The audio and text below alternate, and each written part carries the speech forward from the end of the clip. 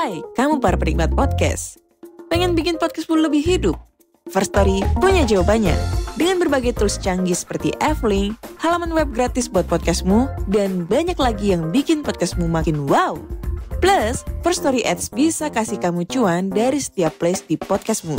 Gak ragu lagi, yuk join di firststory.me. Sekali lagi, klik di firststory.me dan jadi bagian dari revolusi podcast di Indonesia.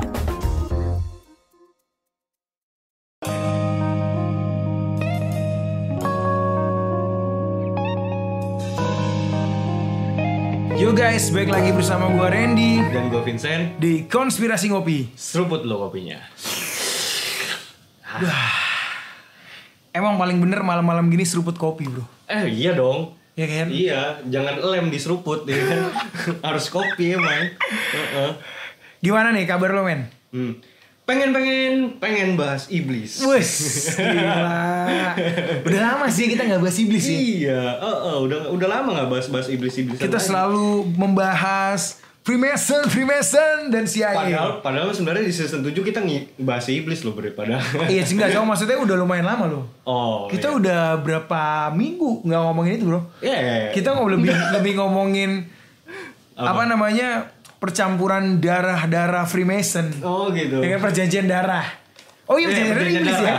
Iya, perjanjian darah kan iblis. Oh tapi kita tidak menekankan ke iblisnya, menekankan jadi kepada Freemason. Kita nggak nyeritain pribadi atau figurnya secara spesifik ya. Hari ini kita akan menjelaskan Iblis. Nih, kenapa nih lu tiba-tiba tertarik dengan tema iblis nih? Iya bre, jadi gue kan baru buat nonton ini kan, ya film baru, Pop Exorcism. Pop Exorcism itu yang main Dewi Persik, bukan yang ditusuk kuntilanak itu? Bukan. Film apaan ya? Bukan. Itu film ada film ini, Hoporn. Jalangkung kan? Bukan. Jalangkung 2 kalau nggak salah. Bukan. Hoporn. Horor porno. Nah, itu yang laku di Indo emang. Itu yang laku ya. Itu yang laku di zaman Indo. dulu. Sekarang kalau film-film horor zaman sekarang udah getting better sih menurut gue. Oh iya. Iya. Isinya tuh hanya kaget-kagetan aja. Jump scare doang ya. Jump scare doang. Story-nya premisnya 0 ya. Sampah banget ya. Jadi udah ketahuan tuh sebenarnya ya. Jump scare doang iya. Iya, tapi maksud gue baru nonton sih gitu, dan lu juga akhirnya jadi ikutan nonton kan, karena terakhir tuh waktu kita bahas tentang perjanjian iblis dan Satan itu banyak bre yang kayak request tuh coba dong bahas exorcism gitu, mungkin karena melihat dari sisi temanya kita sama gitu kan. Jadi mungkin mereka nganggapnya mungkin kayaknya seru nih gitu bahas exorcism itu sendiri. Exorcism ya. Tapi jujur ya bre, maksudnya gue selama ini tuh sebenarnya nggak, film horor yang paling gua nggak suka tuh Exorcism. Kenapa tuh? Iya, karena emang kan gini, gua kan nonton horor itu kan nyari seremnya ya. Yes. Nggak serem. Exorcism itu nggak serem. Nggak serem ya? Nggak serem. Karena dia biasanya film Exorcism itu hanya kuat di story-nya. Iya. Biasanya. Tapi memang banyak sutradara gitu ya yang nggak bisa ngangkat story-nya itu menjadi sesuatu yang wah. Gitu loh. Nah, di film kali ini sukses bre. Pop Exorcism. Wah, nih ya. Nih kalau gua main rating ya, dia ini kalau horornya, seremnya 6. Seremnya 6. Iya, story-nya 9. Story-nya 9. Ini kebantu banget. Kebantu ya. Kebantu banget sama story. Overall berapa ratingnya menurut lo? Horor ya? Gue ngomongin horor ya? Iya, overall aja dari sisi teknis, dari sisi jump scare, dari sisi cerita itu digabungin berapa? 7,5 lah. 7,5 ya? 7,5 lah ya. Karena ya itu tadi, karena belum dapat seremnya gitu. Iya. Coba kalau udah story bagus kayak gini, premisnya udah bagus gitu kan, ditambah lagi sama banyakin jump scare, nggak apa-apa gitu loh. Mainin formula jump scare aja, sama seremnya juga ditambahin gitu. Oke. Atau mungkin gini ya, kenapa sih film Pop Exorcism ini menurut lo kurang serem gitu ya? Atau memang sebenarnya ini bukan film horor? Sebenarnya ini adalah film yang ingin menceritakan suatu kayak biodata seorang pastor, sejarah gitu loh. Iya. Gitu. Jadi sebenarnya emang si sutradara atau produsernya emang bukan, intensinya emang nggak buat film horor gitu. Yes. Maksud lo. Jadi hanya sebatas mau ngangkat kisah di sini gitu. Kisah. Jadi emang beratnya di kisah. Yes. Kalau dia maksudnya itu menurut gue cukup sukses. Cukup sukses ya. Cukup sukses. Kalau arahnya mau ke sana. Arahnya mau ke sana, tapi kan tetap kalau di katalog dia masuk ke horor bre gitu kan. Horror, ya kan. yes. Jadi ya tapi itu tadi maksudnya dia sangat kebantu sama story-nya, which is story-nya itu bersangkutan dengan kitab Henokh bre. Nah ini nih, ini ya, itu. ini menurut gue pinpointnya, ini highlightnya. Jadi gini, kita pernah bahas kitab Henokh bro. Yes. Itu episode tersukses dari podcast kita lah.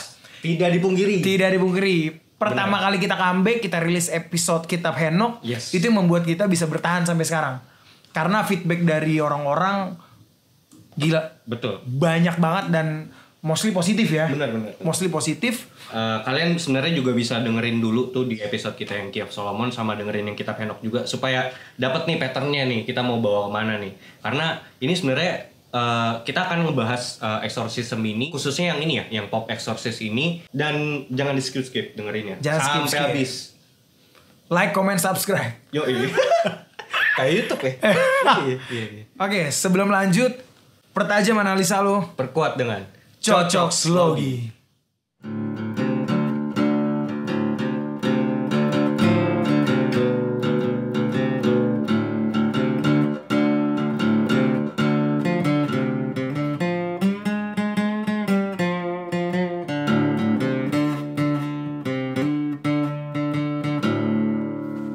Masuk nih bre, kita ngebahas dan sedikit nge-review tentang film exorcism yang pop exorcism ini. Dimana di situ pemeran utamanya itu adalah seorang pastor yang sebenarnya ini diangkat dari kisah nyata, seorang pastor Gabriel Amorth. Diangkat dari kisah nyata. Dari kisah nyata. Sorry, ini dari buku ya? Buku tulisannya si Gabriel Amorth ya? Dia juga nulis buku, benar. Dan itu kan testimoni aslinya kan dalam kehidupan sehari-hari dia, ditulis dalam buku. Dan juga sebelum film ini pun ada film dokumenter lain juga bre. Oke. Oleh salah seorang produser.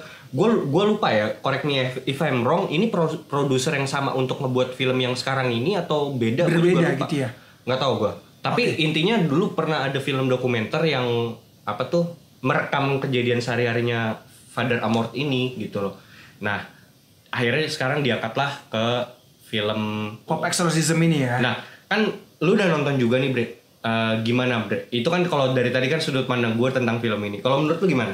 Film ini terus ada scene menarik nggak dari sini? Oh ya, sorry. Sebelum kita masuk nih ke dalam full review filmnya, ini spoiler alert dulu buat teman-teman. Jadi sampai di sini kalau misalnya kalian belum nonton filmnya, gue saranin banget buat nonton dulu. Jadi supaya nggak spoiler gitu. Tapi kalau misalnya mau ngedengerin juga bodo amat, gue nggak peduli gitu. Oke. Lanjut. Oke, scene menarik. Iya. Jadi di awal itu udah sangat eye-catching banget. Jadi lo lihat pertama lo akan langsung tertarik karena di situ si Gabriel Amorth ini mengusir setan, melakukan exorcism. Dia lakukan exorcism ke seorang pemuda yang kerasukan dan di situ ditanya namanya, lo siapa? Pemuda itu nyebut Beelzebub. Emang ada ya disebut namanya Beelzebub ya? Ada disebut. Nah ketika dia bilang Beelzebub, akhirnya di-command, I command you in the name of Jesus. Gue memerintahkan lo dalam nama Yesus.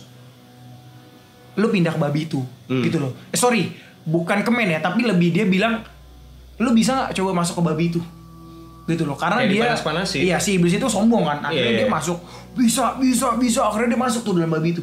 Ketika dia masuk ditembak bro. Bisa, masa nggak bisa? Iya. Bisa lah. Terus kerja. Iya. Langsung masuk ke babi itu. Langsung masuk. Iya. Akhirnya ditembak. Bor. Wah itu udah eye-catching menurut gua. Sebenarnya itu metode yang sudah pernah digunakan Yesus itu. Benar. Tapi digunakan lagi sama Father Amorth. Tapi pada saat itu Yesus tidak menembak babi itu bro. Oh enggak. Babi itu bisa cuma terjun bebas gitu ya. Enggak, maksudnya metodenya. Metodenya sama. Gitu. Iya. Dia melalui babi itu, akhirnya mati. Dan di situ menurut gue suatu hal yang powerful gini. Suatu hal yang powerful adalah, dan ini kayaknya terjadi di semua dunia. Exorcism. Semua exorcism. Gereja ya khususnya ya. Ini gereja Katolik, gereja Kristen, even kalau di gereja Kristen tuh namanya mungkin di bahasa Indonesia kan ibadah pelepasan. Ya. Kalau di dunia Katolik eksorsisme. Gitu. Ya. Sorry, maksud gue caranya ini, Bre. Cara ketika lo menjumpai orang yang kesurupan, itu tuh ditanya namanya, Bre. Oh, nama. Oh iya. Iya, ditanya dulu namanya siapa. Benar. Baru bisa lo command dia. Dan kalau dalam Kristen, you command them in the name of Jesus. Aha. Gitu. Jadi emang kunci. Jadi gini, di si Gabriel Amort ini, Father Gabriel Amort ini juga pernah di interview. Jadi waktu di dalam interview Itali ya, di salah satu stasiun televisi Itali itu, dia pernah ditanya sama si interviewernya, gimana sih lu ceritain tentang metode pengusiran setan tuh yang biasa lu lakuin tuh pertama kali apa? Yang gue datang ke situ, yang pasti gue pengen tahu dia namanya siapa dulu si iblis ini. Karena menurut si Gabriel Amort ini, ketika si iblis itu mengungkapkan nama asli dari iblisnya itu sendiri, itu adalah 50% dia udah kalah. Benar. At least paling nggak itu dia 50% dia udah kalah. Itu kata si Gabriel Amort itu sendiri. Karena dari situ ya itu tadi langkah selanjutnya adalah pengusiran dengan nama tersebut gitu loh. Karena kan dia gini loh, dia itu kan ngajaknya legion ya, banyak entity gitu. Nah mungkin dia harus menyebutkan nama si leader itu loh supaya bisa pergi semua gitu loh, Bre. Benar. Gitu. Jadi yang misalnya anak-anak buahnya itu juga ikutan pergi. Gitu. Yes, jadi hilang semua gitu loh. Setuju, gue gitu sih. ada sedikit kesaksian ya, ini singkat aja. Jadi pernah kakak ipar gue kerasukan di Jogja. Ini sebenarnya udah pernah gue ceritain di podcast malam Jumat episode pertama. Berarti sebelum ini eksorsisme udah terkenal, kita udah bahas duluan, Bre. Udah bahas. Kesurupan gini. Iya dong. Bener. Dan itu pada saat kakak gue kesurupan, gue bawa dalam nama Yesus. Sempat keluar. Oh iya. Sempat keluar tapi kemasukan lagi, Bre. Kemasukan lagi sampai akhirnya memang pada saat itu kan keluarga gue campuran ya, mix ya. Kita ada Kristen ada Muslim lah. Akhirnya kita sempat minta tolong orang hotelnya, orang villanya itu kita suruh bawa orang pinter lah, Ustadznya datang. Nah ketika Ustadz itu datang, dia nyuruh gue keluar. Entah kenapa dia nyuruh gue keluar. Ini gue kisah nyata, gue nggak ada rekayasa sama sekali. Dia suruh gue keluar, katanya kalau ada gue, setannya nggak mau keluar. Dia suruh gue keluar. Ketika gue keluar, tapi gue denger dari luar gitu ya, gue denger. Yang pertama kali ditanya oleh Ustadz itu adalah, kamu siapa? Oh gitu. Kamu dari mana? Bener ya? Bener. Berarti emang metodenya nanya nama. Itu yang pertama. Dan itu metode yang tadi gue bilang itu bukan cuma dipakai di Italia, di Kristen, di mana, tapi everywhere. Hampir semua kultur. Hampir semua culture. Eksorsisme itu memang spirit ini kita harus tahu namanya gitu loh. Supaya kita juga bisa entah kita berkomunikasi atau apapun itu gitu loh. Atau pengusiran sekalipun gitu, kita harus tahu namanya. Ini at least yang gue alamin pada saat itu ya. Mungkin untuk teman-teman Muslim yang pernah mengalamin, apakah ini bener atau enggak ya, correct me if I wrong lah, tolong drop your comment aja below gitu loh. Nah jadi setelah itu prosesnya nggak lama ya, tapi setelah gue keluar tuh memang prosesnya nggak lama, sekitar 5 menit 10 menit kakak ipar gue sadar akhirnya gitu. Lanjut, Bre. I see. Oke. Tapi scene paling menarik itu ya? Scene paling menarik menurut gue adalah bukan itu. Itu scene yang langsung nangkep perhatian gue aja, catch my attention gitu ya.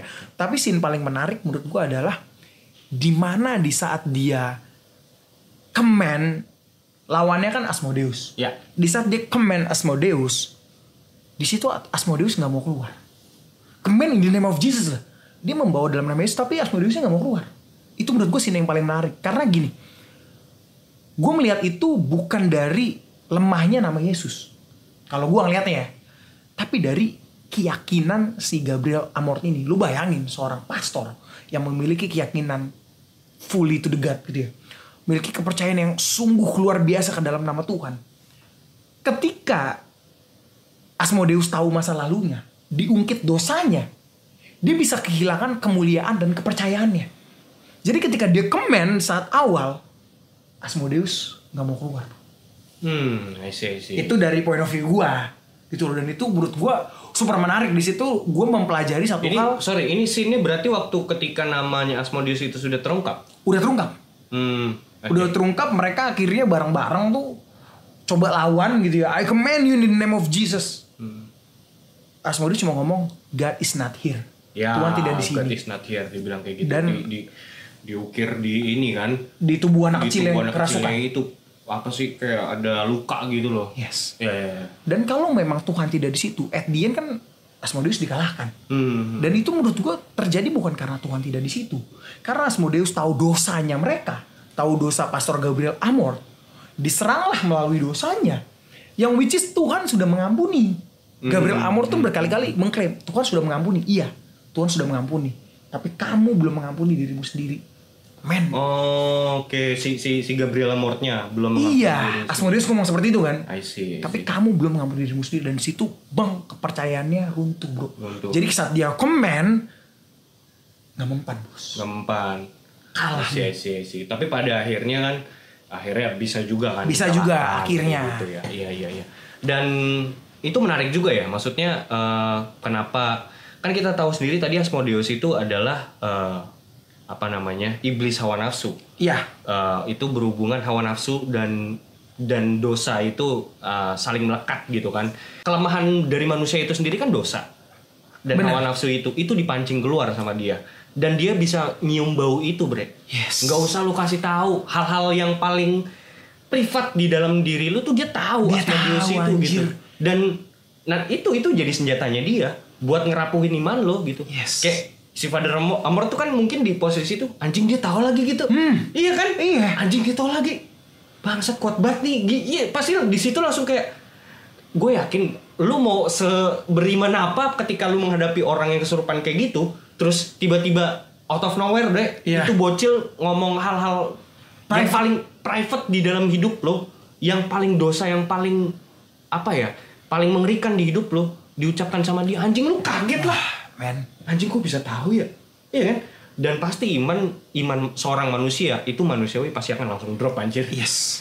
Setuju. Iya kan? Iya. Pasti akan drop. Jadi sebenarnya bukan masalah bukan masalah karena commanding of in the name of Jesus itu, tapi kepercayaan lo, faith. Jadi itu tergantung dari eksorsisnya itu sendiri gitu. Yes. Nah, ini biar makin menarik, Bre, gue jelasin dikit tentang profilnya Gabriel Amort. Father Gabriel Amort ini lahir tahun 1925, meninggal 2016. Adalah seorang pastor Katolik yang berasal dari Modena, Italia, yang ditahbiskan pada tahun 1954. Pada tahun 1986, ia diangkat menjadi kepala chief eksorsisme oleh Diocese Roma. Yang merupakan paroki wilayah gereja di bawah jurisdiksi dan supervisi langsung dari Sri Paus, Kepala Gereja Katolik Roma. Wow, langsung undernya Paus ya. Langsung undernya Paus. Jadi dia reportnya, bosnya langsung sama Paus. Kayak di di adegan itu dibilang kan, bener. Lu ada masalah sama gue, lu ngomong sama bos gue Paus. Nggak bisa ngomong si Sullivan deh, si Pastor Sullivan itu. Kayak itu tuh orang ini, Bre, iri. Orang iri ya. Dengki gitu loh, nggak mau ngeliat orang tuh menang dikit gitu loh. Kayak banyak banget ya. Even di gereja Katolik, dalam lingkungan, dalam gereja aja ada loh kayak gitu, orang kayak gitu ya. Apapun yang udah menjadi satu komunitas, menjadi satu grup, menjadi satu majelis, menjadi satu perkumpulan, itu pasti ada hal seperti itu. Seperti itu ya, iri dengki itu mah. Itu udah di mana aja lah. Iya. Dan emang devil works on it. Works in it. Ya, tidak bisa dipungkiri ya. Yes. Komunitas yang paling tersuci di dunia sekalipun itu mereka bekerja di situ. Mereka bekerja. Iblis gitu. Yes. Ya karena memang itulah pekerjaan mereka gitu loh. Dia manas-manasin orang gitu kan, bikin iri dengki segala macam. Oke, lanjut. Terus dulunya itu sebelum dia ditahbiskan jadi pastor di tahun 1954 kan dia ditahbiskan jadi pastor. Dia tuh juga pernah melayani dalam militer di masa Perang Dunia Kedua. Dia juga pernah berprofesi sebagai jurnalis untuk salah satu media berita Katolik, Bre. Jadi basicnya tuh dia jurnalis, dia juga lawyer, Bre. Dia juga veteran. Sebelum dia melayani di gereja gitu, sebagai full time priest gitu. Nah, kan juga akhirnya dia diangkat tuh jadi kepala chief eksorsisme gitu kan, tahun 1986 gitu. Nah, terus kemudian Pastor Gabriel Amort ini mendirikan International Exorcist Association pada tahun 1994 bersama Pastor René Cheneseu dan 3 orang pastor lain. Jadi ada 5 orang. Asosiasi ini bermarkas di Vatikan dan secara resmi telah diakui oleh Vatikan dan otoritas Gereja Katolik sebagai asosiasi privat dan disebut sebagai asosiasi umat beriman. Menjadi semacam divisi khusus untuk menangani berbagai kasus eksorsisme maupun ritus pengusiran iblis dan setan. Ini udah kayak certified gitu bre, official, resmi dan licensed. Jadi kalau istilahnya kalau APK ini udah pro bre.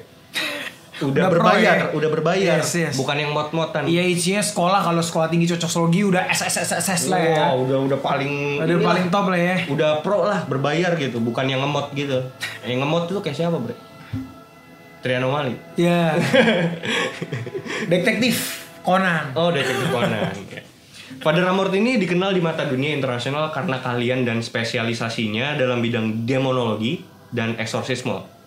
Ya itu tadi gue bilang APK nih, kalau udah APK nih udah profession, berbayar. Bukan kaleng-kaleng ya. Bukan kaleng-kaleng, udah bukan yang ngemot gitu. Terus sebelum film Pop Exorcist kayak tadi gue cerita, ini kisah Father Amorth juga pernah diabadikan dalam film dokumenter berjudul The Devil and Father Amorth. Wow. 2017 oleh William Friedkin. Nah ini gue curiganya William Friedkin ini produser yang bikin film ini sekarang. Oh sama gitu ya. Coba deh cek deh teman-teman, gue belum sempat cek yang itu kayak gitu. Jadi buat yang kepo nih sama kesehariannya Father Amorth nih, ini bener-bener wajib banget buat nonton film dokumenter resmi ini. Soalnya ini nih syutingnya tuh bener-bener ngerekam aktivitas dan kesehariannya Father Amorth bre. Gitu. Oke. Pas lagi bertugas, pas lagi eksorsis itu bener-bener direkam gitu loh. Bener-bener direkam. Nah di situ kita juga bener-bener bisa melihat dari kacamata sudut pandang seorang yang bener-bener berprofesi sebagai eksorsis official gitu. Ini wajib banget ditonton lah buat kalian yang pengen tahu ya. Iya, jadi kan kalau yang film yang sekarang itu kan lebih ke apa ya, pop culture-nya gitu. Iya, maksudnya yang dibumbu-bumbui gitu. Bener-bener. Kan kalau ini emang beneran kehidupan sehari-harinya dia. Yang bukan yang kayak di film-film sekarang itu. Iya. Iya buat bayi itu. Gitu. Buat teman-teman ngopi juga yang pengen tahu kehidupan pribadinya Baim Wong gitu ya. Kan bisa langsung cek YouTube kan, kayak ngevlog gitu ya. Vlog, benar. Semacam vlog itu, cuma di dalam film dokumenter gitu. Terus juga tadi ntar gue taruh juga linknya, ada salah satu link yang menarik ya. Jadi ada salah satu interview Father Amorth nih di stasiun televisi Italia, dia juga ngejelasin di situ. Pokoknya dia muncul di layar kaca deh dan menjelaskan tentang eksorsisme itu apa, bla bla bla gitu. Jadi kayak lu punya sudut pandang lu sendiri gitu tentang pribadi dan sosok Father Amorth ini sendiri. Oke, itu untuk Father Amorth. Kalau untuk teman-teman ngopi nih pengen tahu keseharian kita gimana? Apa kita perlu live Instagram juga gitu? Hello guys, gitu ya. Perlu kah? Komen di bawah. Perlu atau enggak? Perlu atau enggak? Komen aja. Komen. Ya, siapa tahu ada yang kepo ya. Nggak tahu gitu. Terakhir kan kita udah rilis apa tuh namanya tuh? Video untuk iklan merchandise kita kan, yang which is itu udah dimenangin sama Arum Sekar dan Meta Andrea. Yes. Gitu. Thank you. Dan untuk teman-teman yang lain yang pada mau merchandise, nextnya kita mau luncurin kalender ya kan. Kalender terus itu ada foto-foto kita. Ada ini bre, ada pentagram. Ada sigil-sigil Lucifer apa gitu. Ntar ada foto muka lu juga di situ tuh. Tapi menarik ya idenya. Kalender ya. Kalender terus ada apa pentagram gitu-gitu keren tuh. Oke, nanti kita rilis tuh kalendernya. Nanti ini rilisnya di dark web ya. Dark web. Makin tidak jelas. Oke, lanjut. Pada Mei 2013 dilaporkan Father Amorth ini secara total telah menangani 160.000 kasus eksorsisme. Anjir. Dan dia mengklaim itu ya. Sehari berapa tuh men? 5. Sehari ya. Seminggu tuh bisa 5. Seminggu 5. Ya nggak mungkin nyampe 160.000 dong. Oh ya? Nggak mungkin nyampe. Ya setahunnya 360 hari. 360 hari itu dikali 10 tahunnya baru 3.600. Gue gak tahu deh, sehari 5 atau seminggu 5. Ini kan klaim media. Dia yang ngomong 160.000 kasus. Ya mungkin sehari bisa puluhan sih itu. Bisa ya? Oh, iya. Oh, oke.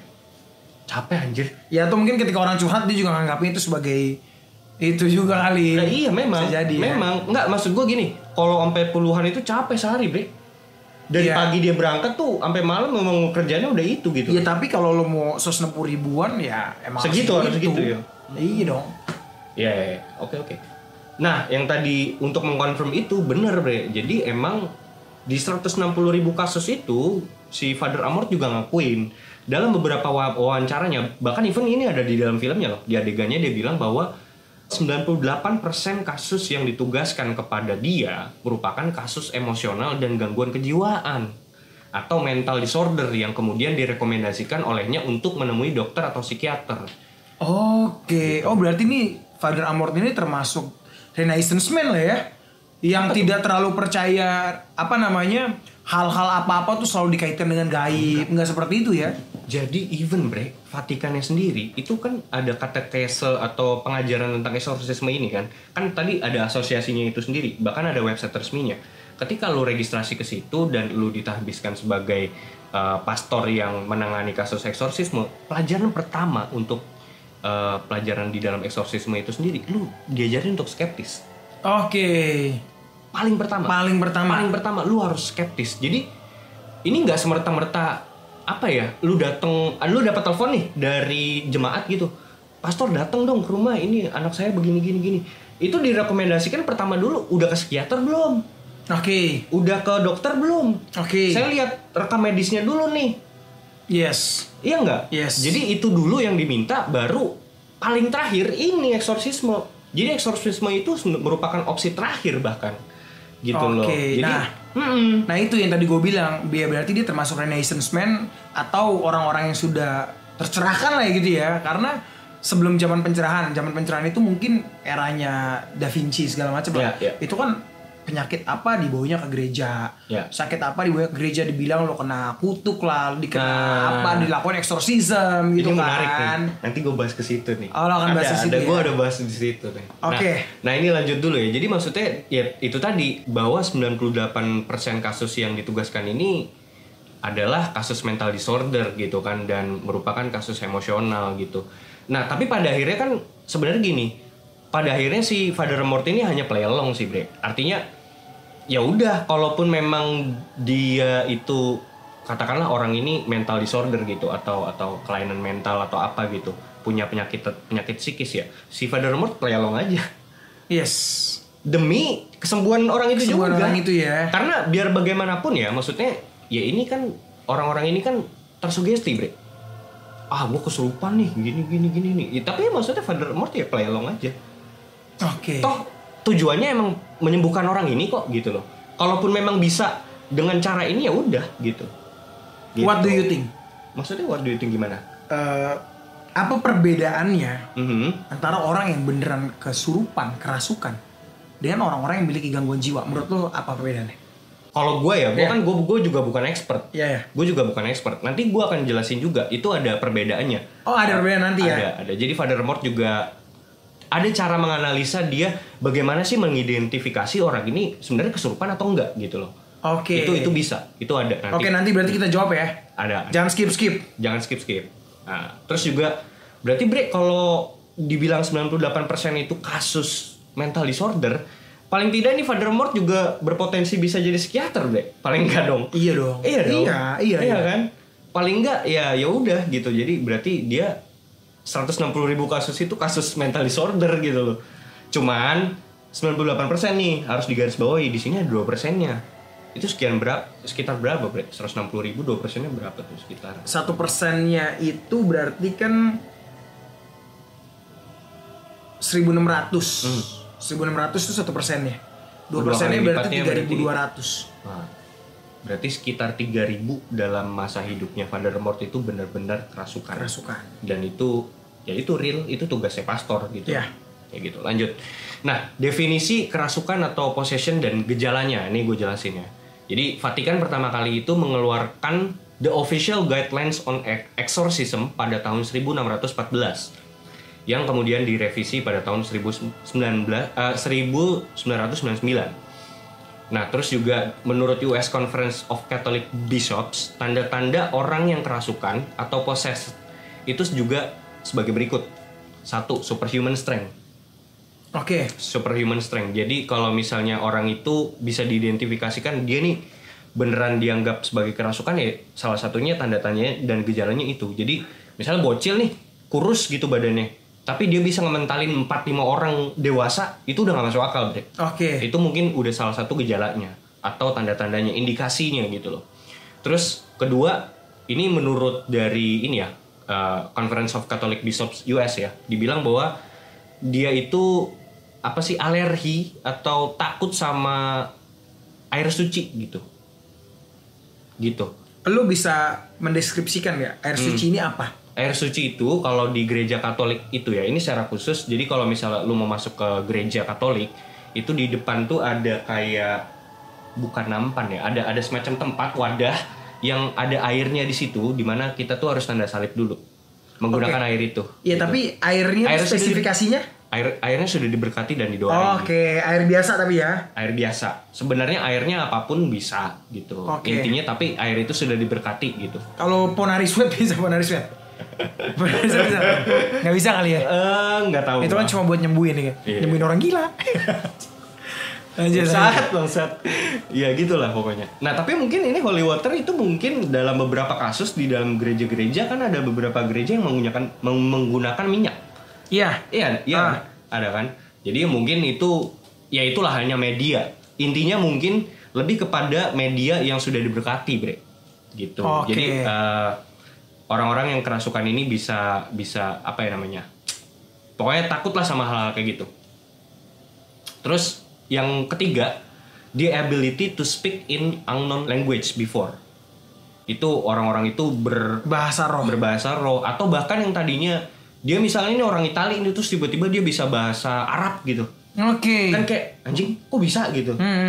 Makanya kan si Father Mort waktu dia datang di scene yang pertama itu, dia nanya kan, ini orang kan katanya ceritanya itu orangnya bisa berbahasa Inggris. Ditanya dia bisa bahasa Inggris gak? Selama ini dia pernah bahasa Inggris gak? Itu dulu kan ditanya. Iya, nah itu sebenarnya pernah. Nah itu sebenarnya cara dia untuk menganalisa itu orang ini bener-bener kerasukan apa main-main gitu. Oke. Gitu. Sebenarnya karena maksudnya kalaupun memang ini orang bukan kerasukan itu kan kayak buang ongkos gak sih? Iyalah. Nyapain juga, wasting time lah. Men, ini Vatikan anjir. Bener. Urusannya maksudnya cuman ya elah, makanya kadang-kadang sebenarnya dilema ya jadi orang-orang eksorsis ini gitu loh. Maksudnya Bu, coba deh cek dulu deh Bu. Maksudnya kan ini ibu-ibu ini tuh kan kayak apa-apa tuh udah kerasukan ya kan. Terus pas datang tahu-tahu mental disorder ya kan, jadi kayak ongkos kan, iya kan, iya, bener, kan ya bre ini pastor loh gitu loh, maksudnya gitu walaupun gratis ya, gitu pekerjaannya banyak gitu kan. Iya, masa ngurusin hal-hal kayak gini gitu ya, kan, apalagi sekelas Father Amort. Iya ya oke lah, maksudnya katakanlah, tapi ini paling tidak ini bisa jadi alternatif buat orang-orang yang memang tidak punya duit buat ke psikiater bre. Iya dong, gratis gitu. Jadi karena dia mikir anjir ya kan, saya tapi saya tidak bisa ke psikiater. Ini bahaya gak sih anjing? Nggak bisa ke psikiater gitu kan, ya udah panggil pastor gitu. Pastor. Pada akhirnya bisa sembuh gitu. Brengsek juga. Lanjut. Other potential sign-nya itu bre di demonic possession itu include spitting, ngeludah. Oke. Ngeludah, cursing, berkata kasar ke orang gitu ya, cursing ya, mengutuk-ngutuk gitu ya. And excessive masturbation. What? Ini unik nih, menarik nih. Excessive masturbation. Jadi apa? Masturbasi yang berlebihan katanya. Ini mungkin berlaku di cewek dan cowok mungkin ya. Kayak gitu. Ada komentar nggak? Gue malah lebih tertarik pendapat lo pribadi. Menurut lo enggak? Menurut lo tuh seperti apa gitu bre? Lempar bola panas. Menurut lo seperti apa menurut lo? Apakah benar maksudnya ketika orang kerasukan dia akan berbuat seperti itu? Yang membedakan ya orang gila dan orang kerasukan itu. Apa nih berubah nih? Paling tidak gue bisa bilang berarti kalau orang coli itu lagi kerasukan setan. Bangsat. Lu nyalain setan, padahal pikiran lu aja kotor. Bangke. Apa disalahkan setan ya. Men. Ampun. Nggak, tapi gue punya pengalaman pribadi sih ya. Yang gue bilang kakak ipar gue kesurupan gitu. Gue orangnya super skeptis menurut gue. Bener. Gue tipikal orang yang pernah mengalami beberapa kejadian mistis dalam hidup gue. Tapi gue sulit percaya. Gue selalu akan mengaitkan itu dengan hal logik gitu. Paling tidak gini lah. Gaib itu adalah opsi terakhir. Iya, gue akan selalu seperti itu gitu. Ini sebenarnya metode yang digunakan Vatikan. Even Father Amort itu sendiri ngejalanin gitu loh.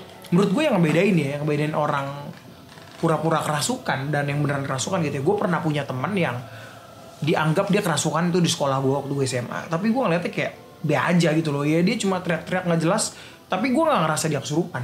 Karena kenapa? Karena energi yang dia alirkan be aja. Gue nggak berasa lemas, gue Biasa nggak aja. berasa kenapa-napa gitu. Tapi ketika gue megangin kakak ipar gue waktu itu bener yang tadi diucapkan, dia kurus banget tapi kuat banget. Kurus dan kuat, dan lu percaya nggak percaya? It drains so much energy from me. Iya. Gue ngerasa kayak Gini, kayak energi lu keserap, keabsorb ke dia. ya. Karena apa? Karena dia panas, bre. Oh. Panas banget, lu berasa ya ketika lu pegang dia, Jadi ketika lu deket hawanya- dia panas banget. Hawanya di sekitar dia itu emang panas. Panas. I see. Itu kalau dari sisi logical thinking yang kita bisa lihat dari ini ya, apa namanya tuh, analisa kita ya. Ya. Oh, oke. Ya mungkin itu sih yang ngebedain ya. Energi yang dihasilkan dan energi yang dihantarkan ke lu sendiri gitu loh. Paling simpel sih itu sebenarnya. Paling simpel lu ngelihat orang kerasukan, beneran kerasukan itu. Dia bisa ngementalin orang banyak. Dan itu gue juga pernah ngalamin lagi. Lu SMP. mental? Cewek, bre. Ya SMP anak cewek semana sih? Ya, Badannya- bocil ya kan, Iya. kurus.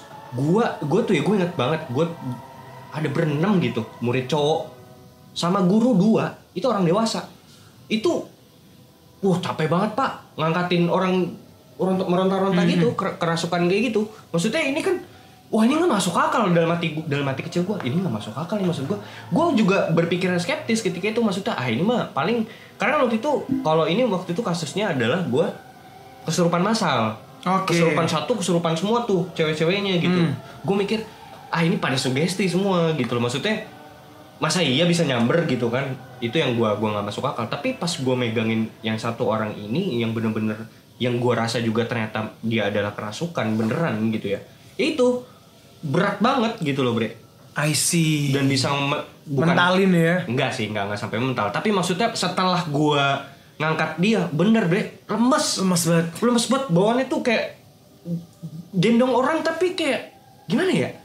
Ini tuh lemes bawaannya. Gue baru gendong satu itu, abis itu gue udah nggak bisa ngangkat yang lain karena gue udah lemes duluan tuh.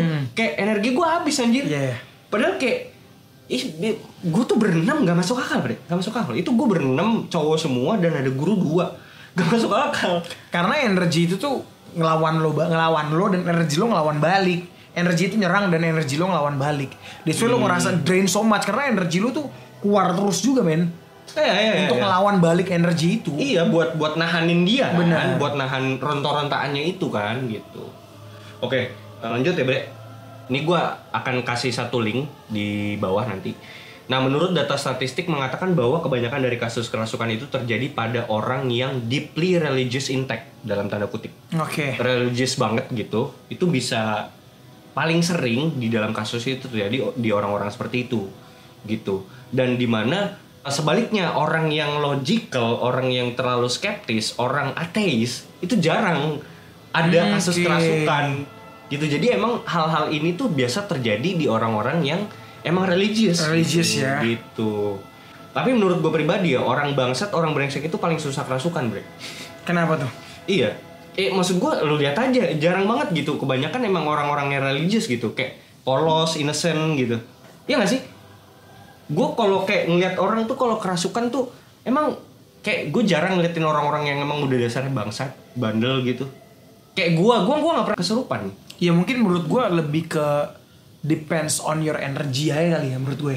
Jadi kayak as long as you have a very strong energy, itu biasanya sulit untuk dimasukin. Dan setahu gue cewek itu akan sangat amat mudah untuk digerayangin, dirasukin itu ketika mereka sedang mens.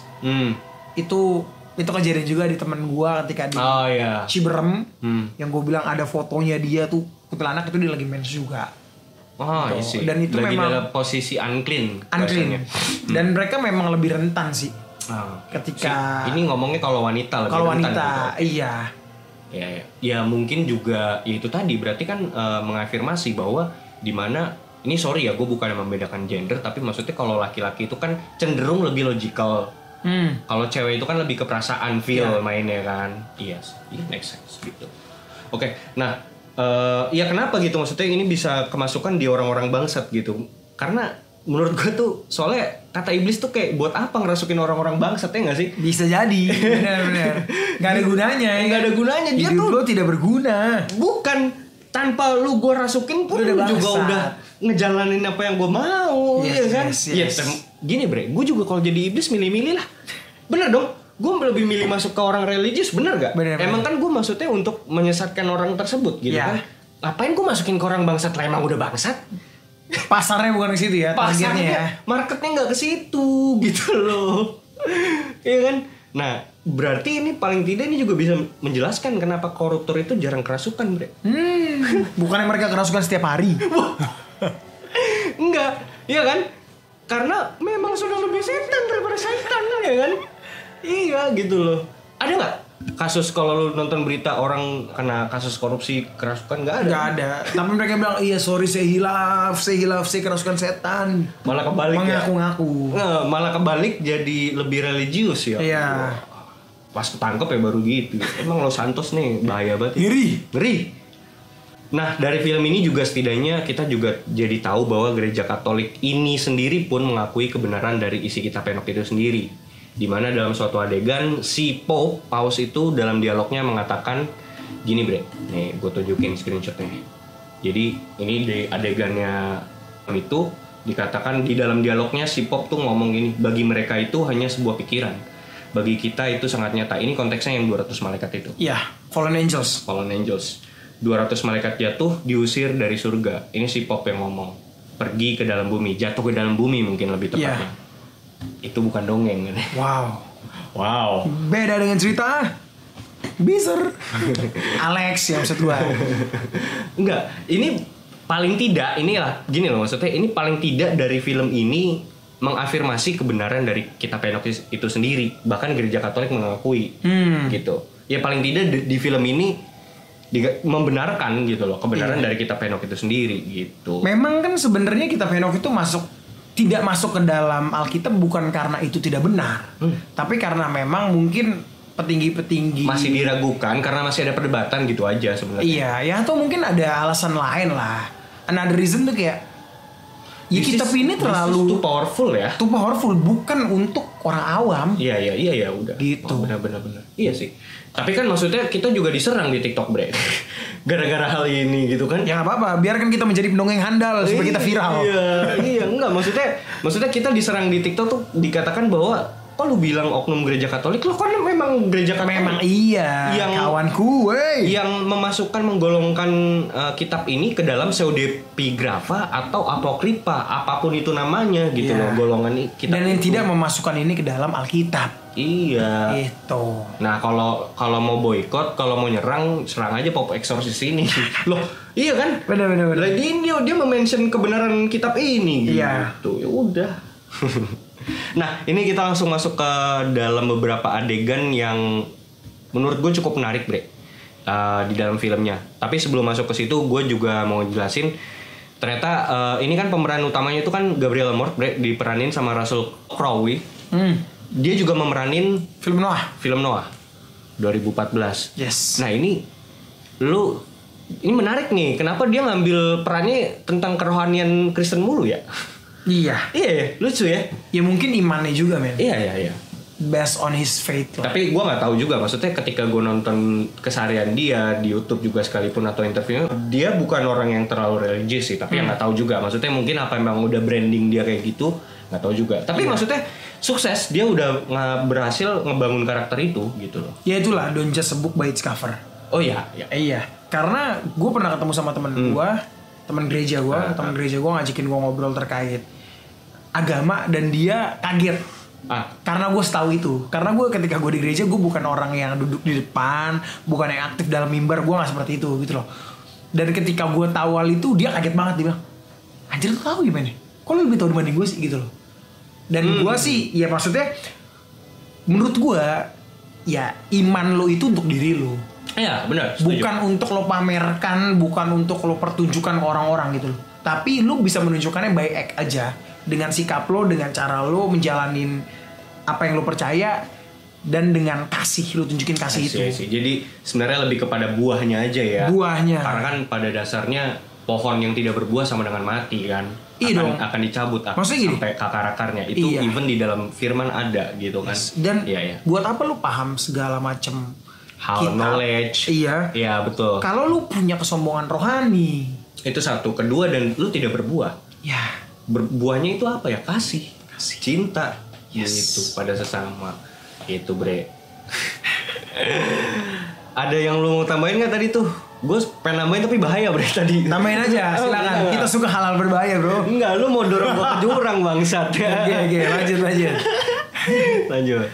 Film ini based on the books yang tadi, An Exorcist Tell His Story. Nah, bukunya Father Mort, dan juga An Exorcist More Stories by Father Gabriel Mort. Nah, tadi Randy juga udah ngejelasin premis opening dari film ini ya.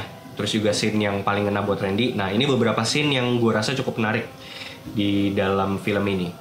Di dalam film ini, Father Mort bersama Brother Thomas. Brother Thomas tuh yang pendeta yang cupu itu. Pendeta lagi, sorry. Pastor yang cupu itu. Pas ngebuka sumur yang berada di depan kastil, inget gak lo? Iya. Kan ada. Iya. Ya, itu dia ada mention tentang Spanish Inquisition. Yes. Terus si Father Mort menambahkan the darkest time in the history of the church. Wow. Sejarah paling kelam gereja. Gue langsung pause, Bre. Oke. Langsung riset gue. Langsung lo riset ya. Gue pause tuh. Ntar dulu nih, Spanish Inquisition apaan sih gitu kan? Gue langsung search. Gue pause dulu. Gue search. Jadi Spanish Inquisition itu adalah Tribunal of the Holy Office of the Inquisition, atau yang dalam bahasa Indonesianya Pengadilan Kantor Suci Inkuisisi, yang didirikan pada tahun 1478 oleh monarki Kerajaan Katolik. Itu didirikan oleh Raja Ferdinand II of Aragon dan Queen Isabella I dari Castile. Menurut estimasi modern, sekitar 150.000 orang dipersekusi. Wow. Dan diadili karena berbagai pelanggaran selama 3 abad Inkuisisi Spanyol. Yang diantaranya sekitar 3.000 sampai 5.000 jiwa itu dieksekusi, Bre. Gitu. Wow. Nah, ini kayak kurang lebih sekitar 2,7% dari semua total kasus yang 150.000 ini gitu. Nah, jadi gue tahu kenapa sih Father Mort ini ngomong the darkest time in the history of the church. Wow. Gitu. Karena melibatkan 150.000 orang ya. Iya, yang dipersekusi. Ya waktu itu tahu nggak lu tuduhannya apa, Bre? Apa tuh? Witchcraft. Oh wow. Kayak lu sesat lu. Kayak gitu, kayak Adilin, bakar. iya, tapi belum sampai dibakar dulu. Diadilin dulu nih, dicari tahu dulu sampai orang itu ngaku gitu loh. Nah, di dalam Inquisition itu sendiri, di dalam majelis ya kita bisa bilang ya. Nah, itu tuh adalah sekelompok lembaga institusi dalam gereja Katolik yang bertujuan untuk satu, memerangi ajaran sesat atau paganisme, serta untuk mengadili orang-orang yang dicurigai bid'ah. Dalam implementasinya, Majelis Inquisition ini diberi kuasa untuk mengeksekusi atau menghukum mati orang-orang yang didakwa melakukan praktek penyesatan dan yang tidak mau, ini garis bawah ya, dan yang tidak mau mengakui kesalahannya atau bertobat atau mengaku dosa. Wow. Jadi kalau ini diadili nih, terus dia ngaku, terus ya udah kalau dia ngaku dosa, udah nanti dikasih sakramen ini lagi, sakramen untuk pengampunan dosa lagi, dan itu diampuni gitu. Nah, ada nih ibadah pelepasan lah ya. Ya semacam itu mungkin ya. Nah, kalau dia nggak ngaku sampai pokoknya udah nggak ngaku, udah gantung gitu, baku mati gitu ya. Ya itu ketika di tahun 1478an, Bre, kayak gitu. Dan itu terjadi. Beberapa contoh kasus nih yang pengen gua angkat ya. Itu kejadian di Galileo Galilei, di mana dia itu kan seorang Renaissance man, gitu. Dia muncul di situ, dia mengatakan bahwa bumi itu bulat gitu. Bumi itu bulat gitu. Dia ngomong ke, pokoknya dia menyebarkan itulah, dia buat buku itu. Nah, gereja nih di sini sebagai supremasi tertinggi ketika itu di dalam politik sekalipun gitu. Ya ini mengadakan Inquisition ini gitu, pengadilan majelis itu sendiri gitu loh. Dipanggil lah si Galileo Galilei ini gitu, kamu sesat gitu kan. Wow. Di penjara, dihukum mati gitu. Gila. Nah, itu salah satunya. Kedua, Bre, ada lagi di Salem Witch Trials, ini di US, Denver, Massachusetts. Itu sekitar tahun 1692 sampai 1693. Itu memang setahun ya. Cuman itu waktu itu sempat heboh banget di Amerika, di Massachusetts. Itu lebih dari 200 orang dituduh melakukan praktek witchcraft atau sihir gitu. Di Denver ya? Iya, di Denver, Massachusetts. The Devil Magic atau sihir gelap gitu. Dan di situ dari 200 orang itu ada 20 orang yang eksekusi mati gitu. Nah, itu sampai sekarang kalian bisa nyari lah artikelnya, itu udah bertebaran di mana-mana. Dan ini udah fakta lah, orang udah bisa cari sendiri. Udah bukan konspirasi ya. Udah bukan konspirasi, ini bisa kalian cari banget dan ada banget gitu.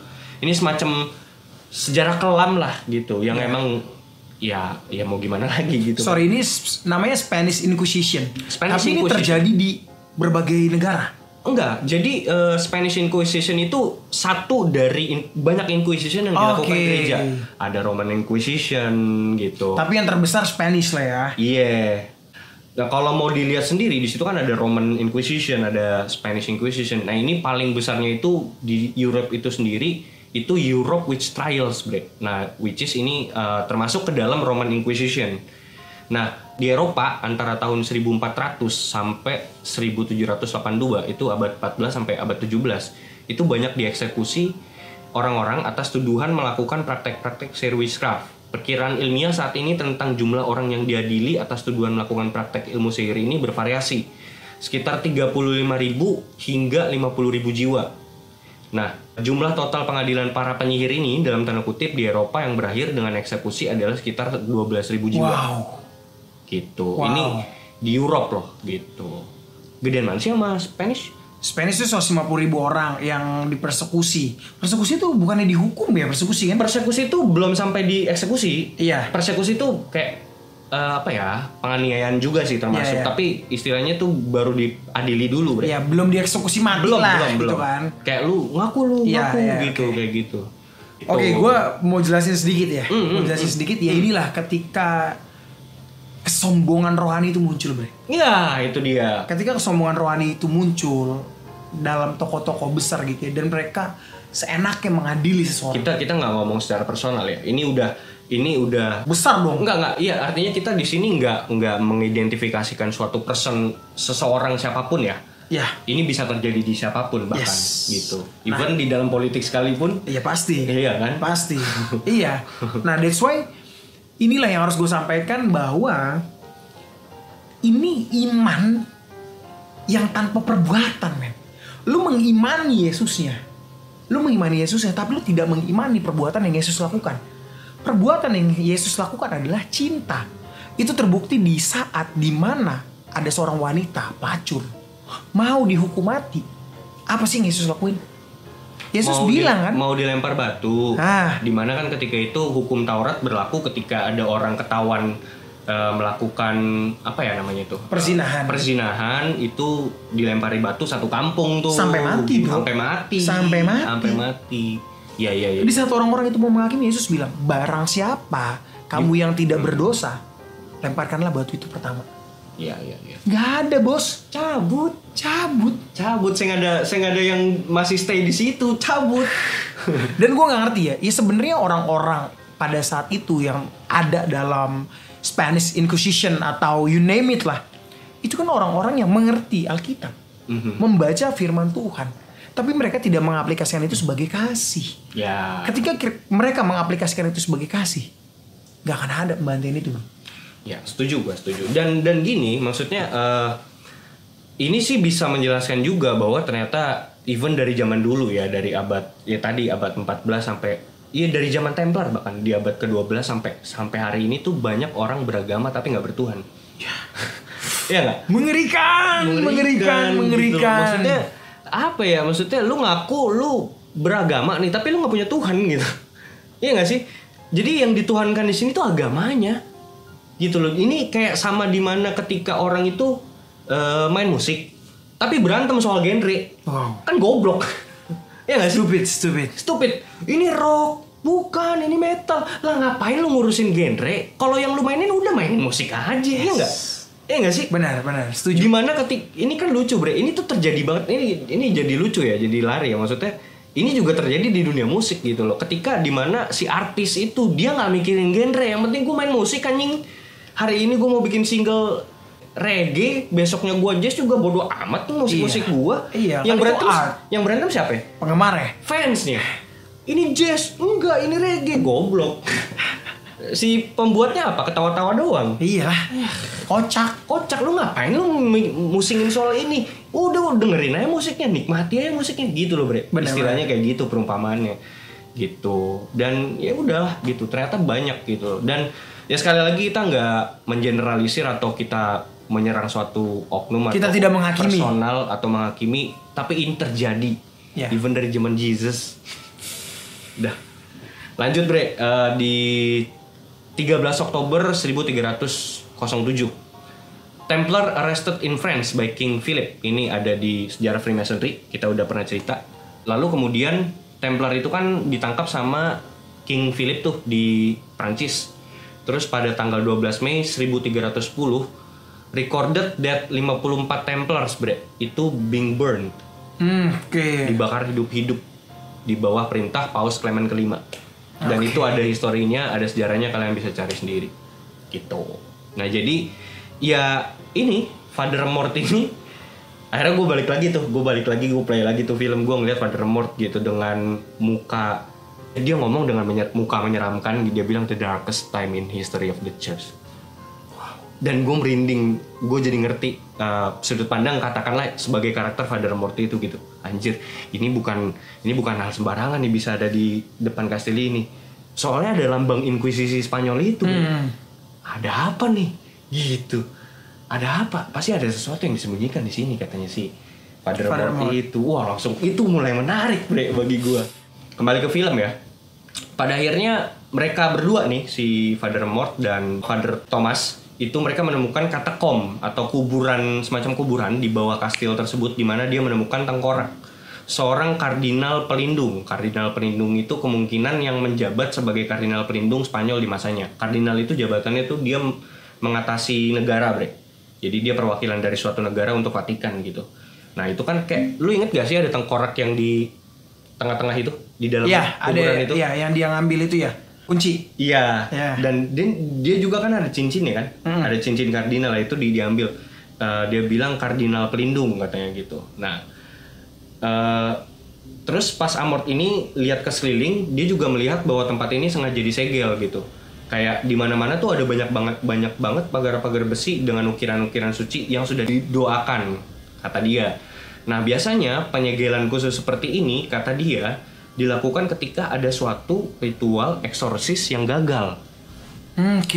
Jadi kemungkinan dia berasumsi tempat itu tuh habis dulunya ada suatu eksorsisme di situ. Gitu. Di tengah-tengah itu kan ada orang yang lagi dikerangkeng kan, which is itu sebenarnya kardinal itu. Benar. Gitu. Yang memang itu tuh tempat itu tuh semacam kayak disegel dan kayak semacam supaya orang tuh gak ada yang bisa masuk ke sini. Ada sesuatu yang ingin disembunyikan di situ gitu loh, Bre.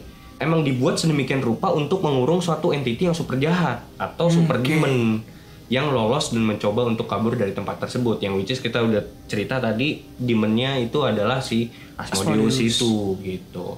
Nah, adegan beralih ke Paus yang lagi baca dokumen arsip rahasia Vatikan. Di situ dia menemukan suatu surat dari kardinal yang udah jadi tengkorak itu, Bre. Kardinal yang udah jadi tengkorak itu ada nemuin satu surat nih yang sampai saat itu belum pernah dibaca sama siapapun. Nah, ini kita baca ya isi suratnya ya. Surat ini berupa suatu peringatan ternyata kepada jajaran di Vatikan. Isi suratnya begini. Dalam tanda kutip, entitas iblis yang kuat telah menguasai biara San Sebastian. Oh, jadi kita tahu itu dulunya biara. Tempat itu biara gitu. Nah, nama biaranya San Sebastian. Iblis ini harus dikubur di sini selama-lamanya, dia bilang gitu. Semua upaya eksorsisme telah gagal. Setan menguasai tanah ini sekarang. Aku belum pernah melihat iblis sekuat ini sebelumnya. Wow. Dia bilang gitu.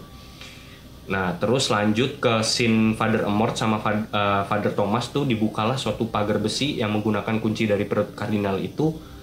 Mereka berdua tuh kayak masuk ke dalam suatu lorong gua yang gelap gitu, lalu sampai di semacam hall gua yang besar gitu. Di situ mereka menemukan tengkorak yang sedang terduduk di sebuah kursi batu yang dipahat, Bre, gitu. Ingat gak? Iya. Ada kan? Nah, terus tiba-tiba si Father Amorth ini menarik juga nih adegannya nih. Father Amorth ini dia recognize tengkorak itu dan mengenali tengkorak itu. Dia bilang orang ini sebagai one of the greatest exorcists of all time, dia bilang. Nah, dia juga mention nama di situ Rahib de Ojeda, dia bilang gitu. Nah, itu gue langsung search, gue cari tahu. ini bisa jadi ini merujuk kepada Alonso de Ojeda. Kalian teman-teman juga bisa cari. Seorang explorer, teman seperjalanannya Christopher Columbus, penemu daratan Spanyol pada akhir abad ke-14. Gitu. Jadi ini menarik nih sini tuh. Nah, di pangkuan tengkorak itu si Ojeda kan dia ngambil sebuah jurnal nih si Father Mort yang ditulis kan dibaca tuh, Bre. Terus dia bacain read aloud gitu kan. Pada tahun 1475 yang berisi tentang suatu kejadian ritual eksorsis yang extraordinary, lain dari biasanya artinya gitu. Jurnal itu menuliskan tentang suatu kejadian multiple possessions. Wow. Dalam tanda kutip. Kesurupan massal ya. Bukan cuman kesurupan massal secara yang random, Bre. Ini multiple possession itu kerasukan ganda loh. Oh, jadi banyak iblis. Bukan. Itu kan terjadi juga sama si anaknya ibu itu. Iya. Jadi satu iblis bisa merasuki banyak tubuh. Nah, jadi maksudnya gerakannya sama. Maksudnya iblis itu bisa ngontrol sebanyak orang gitu loh. Kayak gitu. Dan itu lu bisa tahu anjir betapa kuatnya itu kekuatannya ya. Si Asmodeus itu gitu loh. Sehingga bisa menggerakkan banyak host atau badan. Dan itu dulu ternyata pernah terjadi di daerah itu. Dan saking kuatnya bahkan sampai eksorsis si pengusir setan itu juga bisa kerasukan. Wow. Nah, itu kan gila, Bre. Anjir tuh. Sekuat apa gitu ya? Sekuat apa gitu loh Asmodeus gitu. Dan tiba-tiba di situ gue langsung ingat satu ayat Alkitab nih, Bre. Nih gue minta tolong lo bacain dari ini. Oke, ini ada di Lukas 11 ayat 14 sampai 26. Ini kisah tentang Yesus dan Beelzebul ya. Pada suatu kali Yesus mengusir dari suatu setan yang membisukan. Ketika setan itu keluar, orang bisu itu dapat berkata-kata, maka heranlah orang banyak. Tetapi ada di antara mereka yang berkata, ia mengusir setan dengan kuasa Beelzebul atau penghulu setan. Ada pula yang meminta suatu tanda dari sorga kepadanya untuk mencobai dia. Tetapi Yesus mengetahui pikiran mereka lalu berkata, setiap kerajaan yang terpecah-pecah pasti binasa, dan setiap rumah tangga yang terpecah-pecah pasti runtuh. Jikalau iblis itu juga terbagi-bagi dan melawan dirinya sendiri, bagaimanakah kerajaannya dapat bertahan? Sebab kamu berkata bahwa aku mengusir setan dengan kuasa Beelzebul. Jadi jika aku mengusir setan dengan kuasa Beelzebul, dengan kuasa apakah pengikut-pengikutmu mengusirnya? Sebab itu merekalah yang akan menjadi hakimu. Tetapi jika aku mengusir setan dengan kuasa Allah, maka sesungguhnya kerajaan Allah sudah datang kepadamu. Apa yang bisa lu petik dari sini, Bre? Yang bisa gue petik di sini adalah gue jadi yakin kalau Three Anomaly ini mereka benar-benar satanik. Iya ya. Atau orang halu. Antara dua itu ya. Antara dua itu. Tapi kalau misalnya diindikasi tentang mereka itu adalah satanik, ya bener, Bre. Bener ya? Ini mengafirmasi anjir. Bagaimana mungkin orang mengusir setan dengan kuasa setan? Iya. Nggak bisa. Bagaimana mungkin dia berantem oleh setan ditolong oleh setan lain? Iya kan? Yes. Maksudnya ini kan sama kayak nggak bisa gitu loh. Hitam putih gitu. Lu loh. mengabu-ngabukan setan. Iya, nggak bisa Nggak gitu. bisa lah. Ya lu kalau mau merangin kuasa setan ya dengan kuasa Tuhan dong. Yes. Ya jelas gitu loh. Kalau lu minta bantuan iblis dan bla bla bla ya udah lu jelas. Lu bagian dari Beelzebul. Dark agenda. Even ya waktu itu di Jesus itu sendiri kan juga dituduh gitu loh, Bre, sama orang-orang ini. Lu mau ngusir setan pakai kuasa setan katanya kan. Iya. Dibalas nggak mungkin lah. Dia kan dong. Bener-bener. Ya pasti mengusir setan dengan kuasa Tuhan lah. Yes. Iya dong. Yes. Jelas clear. Udah clear loh di sini. Terus kalau ada yang bilang itu dia nggak sesat, gue nggak tahu lagi anjir. Sumpah gue gak tau lagi, Bre. Bener dah, gue gak tau lagi. Iya kan? Nah, si Three Anomaly ini paling enggak ya, gue jadi inget sama salah satu istilah dalam dunia intelijen, Bre. Apa tuh? Double agent. Wow. Iya dong, double agent. Jadi perumpamannya tuh kayak gini loh. Ada agen mata-mata Rusia nih. Dia nyamar jadi CIA. Iya. Ya, oke. Pertanyaan gue, dia itu bagian dari mana? Dia itu sebenarnya orang apa? Ya, orang Rusia lah. Orang Rusia kan, iya. tetep kan. Benar. Walaupun dia pakai baju CIA kan. Benar. Tetep sumpahnya dia, misinya dia, hidupnya dia buat Rusia. Buat Rusia. Iya kan? Yes. Walaupun dia menyamar sebagai CIA. Yes. Itu hanya alatnya doang. Benar gak? Apakah itu pernah terjadi di pemimpin Los Santos? Coba tolong sebutkan. Pernah. Siapa itu? Siapa itu? Iya kan? Oke. Double Legend, bre. Ini tuh mereka tuh kayak lagi main Double Legend aja gitu loh. Jadi ya tolong teman-teman buka mata, buka telinga. Iya. Iya. Follow Konspirasi Ngopi, jangan follow Trianomali. Iya, sesat. Serius, sesat itu, sesat. Nah, kembali lagi ke adegan film nih, bre. Sampai tadi di buku jurnalnya Ohada, Mort akhirnya menemukan halaman yang menuliskan bahwa pada akhirnya Ohada itu mengalami kerasukan akhirnya. Yes. Yang juga akhirnya oleh iblis yang kekuatannya itu super powerful ini. Terus dalam film ini di adegan ini Mort ngambil kesimpulan sepihak nih menurut gua nih. Gua ngutip dari dialognya ya. Nih gua ngutip dari dialognya langsung. Dia bilang berarti si Ohada ini telah mengalami kerasukan semenjak 1475. Oke. Ini di dalam filmnya loh. Nah, sementara itu si Ohada ini jugalah yang meyakinkan Ratu Isabella Spanyol untuk melakukan perlunya inkuisisi Spanyol. Oh, I see. Dialog selanjutnya dia bilang semua yang terjadi setelahnya adalah pekerjaan iblis. Wow. Gitu. Wow. Berabad-abad penganiayaan, persekusi dan penyiksaan yang dilakukan oleh gereja ketika itu, tindakan-tindakan terburuk dalam inkuisisi tersebut semua dimulai oleh rahib Ohada dan dilakukan atas nama Tuhan oleh tangan iblis sendiri. Wow. Vatikan pasti mengetahui ini. Gereja menutupinya dan mengubur kebenarannya di sini. Wow. Saya mencium bau-bau pengkambing hitaman. Iya. Iya, kayak iblis di neraka tuh kayak bilang, anjing gua lagi anjing. Untuk hal-hal seperti ini tuh manusia lebih bangsat daripada gua gitu loh. Iya gak sih? Tapi menurut gue gini ya, gue bukan menghambing hitaman iblis ya, tapi gini, balik lagi sih memang. Balik lagi memang, tadi kan kita sedikit bahas ya dari sifat-sifat Asmodeus ini. Dia adalah wrath, kemarahan, hawa nafsu. Iya. Ya. Nah, dan dia bekerja, sekali lagi Bre, bukan hanya orang-orang yang membawa firman Tuhan yang bekerja, tapi iblis pun bekerja. Ya. Bekerja dengan cara dia, tapi yang melakukan inkuisisi ya manusianya. Tapi dia bekerja lewat tangan orang-orang ini. Ya. Gitu. Yes. Ya, terlepas dari apakah iblis ini sepowerful itu, balik lagi kalau gue merasa iblis itu tidak sepowerful itu. Nama Yesus jauh lebih besar, jauh lebih hebat dibanding mereka. Tapi iblis itu mengalahkan iman lo. Oh, He defeats your faith. Jadi ini ya setuju. Gua jadi setuju. di saat lo balik lagi dosa lo sudah diampuni, tapi dengan tipu daya iblis, dengan kata-katanya, dengan kekuatannya, dia bisa melemahkan iman lo dan dia merasa lo belum diampunin. Lo belum diampunin gitu. Padahal sudah tertera Yesus datang adalah kemenangan buat orang-orang percaya. That's why ketika lo memiliki iman sebesar biji sesawi ya, Yesus bilang, you command this mountain to move. Dia akan bergerak. That's why sekuat apa iblis, men?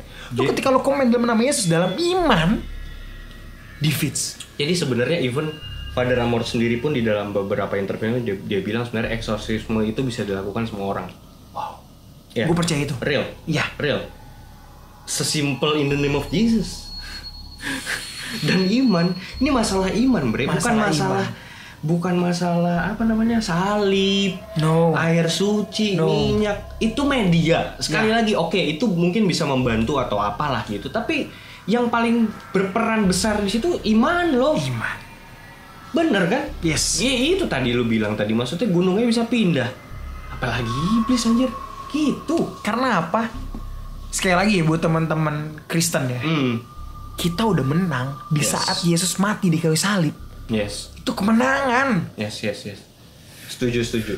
Ini tapi tadi lu nggak apa tuh kayak ngemputerin tuh supaya nyari aman apa gimana, Bre? Enggak. Tapi itu memang kepercayaan gue ya. Oh gitu. Memang kepercayaan gue. Kalau gue enggak sih, tetap manusia hanya mengkambing hitamkan iblis. Iya, biar gimana pun ya. Mau terlepas dari itu, karena di sini konteksnya tuh di dalam film itu kayak seolah-olah dipaksain, Bre. Yeah. Kayak nggak masuk akal. Maksudnya dia ngomong di situ dari tahun 1475 loh, si Alonso de Ojeda ini kesurupan. Yeah. Kesurupan yang literally kesurupan, Bre. Ya kalau gue sih percayanya bukan yang literally kesurupan ya, tapi lo terkena tipu daya ya iblis aja. Dia bilang possessed di sini. Yeah. Dialognya possessed ya, kemasukan ya. Kemasukan loh di sini. Ya mungkin itu yang perbedaan dari apa yang gue lihat gitu ya. Karena yang dari gue lihat sebenarnya ketika lu ngomongin kesurupan gitu ya, kesurupan itu bukan hanya berarti lu benar-benar kemasukan, tapi ketika lu sudah melakukan, ketika lu sudah merasa bermegah diri, menurut gue lu udah keluar dari esensi kekristenan itu sendiri. Lu mendewakan Kristennya, bukan Kristus. Agamanya. Bukan agamanya. Iya, lu mendewakan agamanya, bukan Tuhannya. Dan itu, ya itu lu udah keluar dari esensi. Dan bukankah itu yang iblis mau? Itu celahnya. Ya. Itu celahnya gitu. Nggak nyari aman kan? Nggak. Tapi ya itu lagi. Ya gue sih antara dua sih ya. Maksudnya sutradaranya nyari aman, bre. Iya. Ya kan. Benar. Tetap kita membantalkan ini kepada sutradaranya aja. Udah ya kan. Apa perlu kita calling nih? Boleh. Oh, iya. Siapa tadi namanya tuh lupa lah. Sutradaranya nyari aman, atau bisa juga ini dialog titipan, bre. Iya dong. Benar. Bukankah di politik sering terjadi? Sering terjadi. Titipan menteri ini. Iya. Partai ini saya nitip menteri dong. Masukin ini dong ya kan. Biar terlihat lebih baik sedikit gitu kan. Ya nggak apa-apa juga, nggak apa-apa. Nah, terus lanjut si Amor tuh ada. Nah, abis itu langsung tuh adegannya lanjut dia mengutip kitab Wahyu tuh. Dia Wahyu 12 ayat 9, dan naga besar itu si ular tua yang disebut iblis atau Satan yang menyesatkan seluruh dunia dilemparkan ke bawah. Ia dilemparkan ke bumi bersama-sama dengan malaikat-malaikatnya. Ini juga disamber nih sama si Father Thomas tuh. Dia terus lanjut Amor tuh dia bilang gini, 200 malaikat jatuh terkubur di dalam bumi. Nah, ini nih paling enggak sebenarnya tuh dia sedang mengutip kitab Henok, bre. Yes. Di mana kitab Henok 1 pasal 10 ayat ke-4 sampai ke-8 yang berbunyi, silakan, bre. Ini kitab Henok ya. Kitab Henok. Lalu Tuhan berkata kepada Rafael, ikatlah kaki dan tangan Azazel dan lemparkanlah ia ke dalam kegelapan, dan galilah lubang di padang pasir, yaitu di Dudael, dan lemparkanlah dia ke dalamnya. Dan tempatkan dia di atas batu yang kasar dan tajam, dan selimuti dia dengan kegelapan. Biarkanlah dia di situ selamanya, dan tutupi wajahnya sehingga ia tidak dapat lagi melihat cahaya. Sebab pada hari penghakiman besar ia akan dilemparkan ke dalam api. Pulihkanlah bumi yang telah dicemari oleh para malaikat-malaikat itu, dan beritakanlah pemulihan ini atas bumi. Kiranya aku dapat memulihkan bumi sehingga semua anak manusia tidak menjadi musnah, oleh karena semua pengetahuan dan rahasia yang telah diajarkan oleh para malaikat pengamat kepada anak-anak mereka. Sebab seluruh bumi menjadi tercemar oleh karena pengajaran dan pekerjaan-pekerjaan yang telah diajarkan oleh Azazel. Sungguh semua dosa akan ditanggungkan kepadanya. I see. Jadi ini real ya, literal ya. Ini tuh benar-benar dia mengutip loh 200 malaikat jatuh terkubur di dalam bumi. Ini benar-benar mengutip kitab Henok 1 pasal 10 ayat ke-4 sampai 8. Kalian juga bisa cari tahu sendiri dan baca sendiri. Kayak gitu. Dan ini juga sebenarnya paralel dengan kejadian dalam kitab Henok ini juga pernah dikutip, bre, sama oleh Rasul Petrus. Di mana di kitab 2 Petrus 2 ayat 4 itu dikatakan, sebab jika Allah saja tidak menahan diri ketika para malaikat berdosa, melainkan melempar mereka ke dalam neraka dan menyerahkan mereka ke dalam rantai kegelapan untuk ditahan sampai penghakiman. Ini kan sama berarti, yes, kurang lebih. Terus juga di dalam kitab Yudas 1 ayat 6 itu juga ditulis, ingatlah juga para malaikat yang melampaui batas-batas kekuasaan mereka, sehingga pergi meninggalkan tempat tinggal mereka, which is dalam tanda kurung surga. Allah membelenggu malaikat-malaikat itu dengan rantai abadi di dalam tempat yang gelap di bawah bumi. Di sana mereka ditahan terus sampai hukuman dijatuhkan ke atas mereka pada hari yang hebat itu nanti. Hari yang hebat itu hari penghakiman. Yes. Kayak gitu. Nah, ini ada yang lu mau komentarin, Bre, dari ayat yang dikutip sama si Father Amort ini? Mungkin yang mau gue tambahin adalah ya bahwa dewan-dewan gereja tuh mengakui lah terkait kitab Henok ini. Ya bahkan di kitab yang masuk dalam Bible di Petrus pun di situ dijelaskan kok bahwa ada malaikat jatuh. Iya, maksudnya Petrus, Yudas juga mengutip gitu kan. Even Matius ada, bre. Iya. Matius juga ada pernah mengutip. Jadi ya udah tergantung persepsi masing-masing. Tapi pada dasarnya gini ya, paling enggak tuh mereka meyakini bahwa ternyata tuh 200 fallen angels ini di rantai, bre. Yes. Di dalam suatu, ya itu kan kalau misalnya di dalam kitab Henok dijelaskan di Dudael. Entah apapun itu tempatnya, sebuah lubang di padang pasir Terus mereka tuh diletakin batu yang kasar dan tajam diselimuti dengan kegelapan, bre. Bener-bener tertutup ya. Tersegel. Bener-bener dia tidak dapat melihat cahaya. Itu sama kayak tempat setting di film itu kan? Iya. Itu paling enggak itu dia juga menjelaskan ternyata tempat itu salah satu tempat penjaranya iblis itu si Asmodeus itu. Iya, Ini dalam konteks yang kita ngomong ini Asmodeus nih. Masih ada 199 lain lagi, Bes.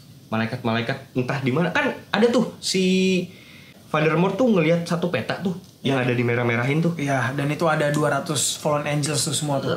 Yang tersebar itu. Benar. Terus si Father Mort juga bilang di situ bahwa ternyata wah, gila dia di situ baru nyadar. Anjir, gua terkena suatu konspirasi yang sangat dalam ini katanya. Ini melebihi bukan masalah tentang Inquisition Vatikan atau segala macam. Anjir, ini konspirasinya Asmodeus. Sebenarnya tau gak lo, Bre? Intinya Asmodeus itu mancing si Father Mort ini dalam filmnya. Mancing Father Mort untuk datang ke situ buat ngebuka segel itu. Benar. Iya kan? Benar. Buat ngebuka segel itu dan merasuki, kan tadi dibilang si Asmodeus itu bisa merasuki orang-orang gitu, even ke dalam eksorsisnya sekalipun. Benar. Gitu. Kayak tadi di Ohada. Nah ini dilakukan lagi nih pada akhirnya kan? Yes. Di ending kan, dia masuk ke dalam Father Mort untuk apa? Untuk mendestroy gereja. Ya. Untuk dari dalam. Infiltrasi. Yes. Gila. Dan dia nggak kepikiran sampai ke sono tuh si Father Mort tuh. Ini dalam ceritanya. Dalam filmnya ya. Padahal di awal dia bilang, lu tuh udah kena umpan, lu udah makan umpannya katanya gitu. Dia nggak sadar selama ini, Bre. Iya. Si Father Mort, anjir gue bilang. Padahal emang dia yang diincer kan.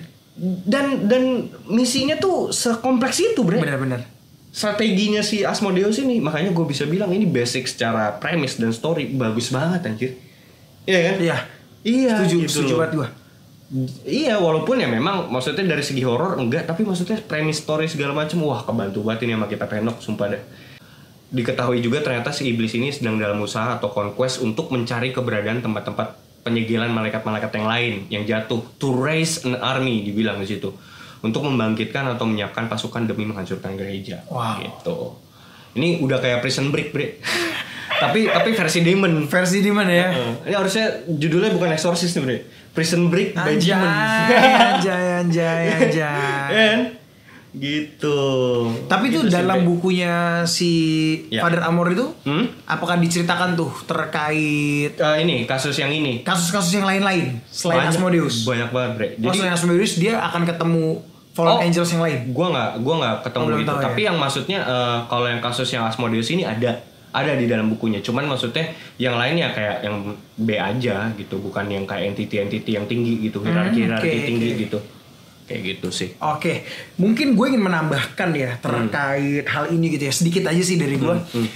Bahwa iblis bekerja yang tadi lu bilang. Iya. Secara struktural. Sistematis. Sekompleks itu, men. Sistematis. Dan halus. Gitu halus anjir.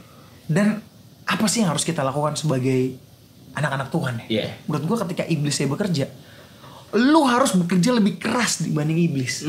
Bukan hanya dalam keduniawian, kedagingan, tapi ingatlah, ini untuk teman-teman Kristen ya. Mungkin kalau untuk yang teman-teman Muslim ini nggak perlu didengar gitu ya, karena ini emang untuk kaum sendiri ya. Kaum sendiri di situ Yesus pada saat hari kebangkitan dia ngomong. Apa sih yang diomongin ketika dia ketemu dengan murid-muridnya, Bre? Ketika dia terangkat ke surga. Ketika dia bangkit, dia kan ketemu dengan murid-muridnya tuh, dia menampakkan diri ke murid-muridnya dan dia menyampaikan suatu pesan yang menurut gue powerful. Dan itu merupakan misinya untuk orang-orang percaya. Yes. Di seluruh dunia. Yes. Di situ dia minta kita sebagai orang percaya bekerja, Bre. Bekerja untuk apa? Sebarkanlah berita keselamatan ini kepada seluruh dunia. Yes. Men, ini bukan berita buruk loh. Ini berita keselamatan. Berita keselamatan, berita sukacita. Sukacita, men. Dan ini diperuntukkan untuk semua bangsa. Semua bangsa. Semua bangsa, semua golongan, semua orang. Semua orang, bukan hanya pendeta loh. Semua orang. Semua orang. Sampai di seluruh bumi ini ya. Ya, dan lu jangan kalah. Iblisnya bekerja sekompleks itu, Bre. Membangun struktur. Kenapa lu gak berbuat seperti itu juga untuk kemuliaan Tuhan? Yes, setuju. sedikit dari gue penutup yang gue bisa petik dari film ini bahwa ya itu tadi, maksudnya iblis itu bekerja sekompleks itu dan sehalus itu, even pastor sekalipun loh bisa jatuh, bisa kepancing, itu pastor loh. Bagaimana dengan Anda, hey, ya kan? Bagaimana dengan kita dan Anda gitu ya? Iya, maksudnya bagaimana dengan kita dan Anda. Dan juga yang harus dipahami di dalam film ini sendiri, ya ini mengafirmasi apa yang ditulis dalam Alkitab gitu, bahwa iblis bisa menyamar jadi malaikat terang. Wow. Hati-hati anjir, di zaman sekarang tuh hati-hati banget deh. Sumpah, hati-hati. Be careful. Ya, terutama terhadap trianomali. Wah. Konspirasi ngopi. Seruput lo kopinya.